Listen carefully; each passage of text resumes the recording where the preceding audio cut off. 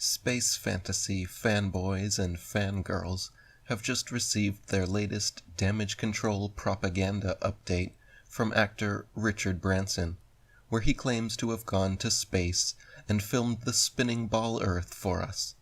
But really, he just did some parabolic maneuvers simulating free fall while in a fancy plane. Unfortunately for old Dick and his riders, rather than use a normal lens to film the Earth, like all honest amateurs do when sending up their high-altitude balloons, these space virgins, just like NASA, SpaceX, the Red Bull dive, and all other so-called official sources, always suspiciously choose to use a fisheye lens, causing the horizon to constantly and radically warp from convex to flat to concave. As the camera tilts relative to the horizon, the ends warp up or down respectively, but when held still and level, the horizon is flat. As the normal back camera shows, the horizon actually remains perfectly flat and rises to the eye level of the camera all the way up.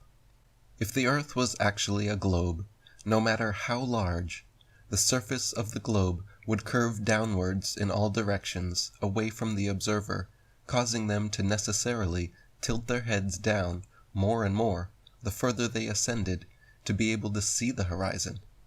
In reality, which is only consistent with rising over a flat plane, the horizon rises along with the observer and remains precisely at eye level for the entire ascent. This trick is apparent both in Branson's trip this week as well as Baumgartner's Red Bull dive from several years ago.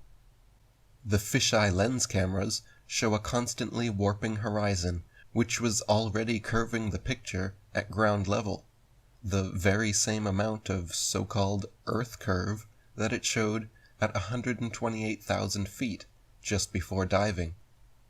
The trick is given away, however, when they switch to the regular non-fisheye lens camera inside the craft, which shows a perfectly flat horizon, still perfectly at eye level, while hovering over 20 miles above a supposed globe.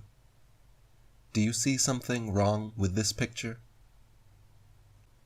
If you do, then welcome to the truth of your hoaxed reality. If you don't, then enjoy watching these terrible slack-jawed actors with their mouths gaping wide open at how ridiculously gullible you sheeple are.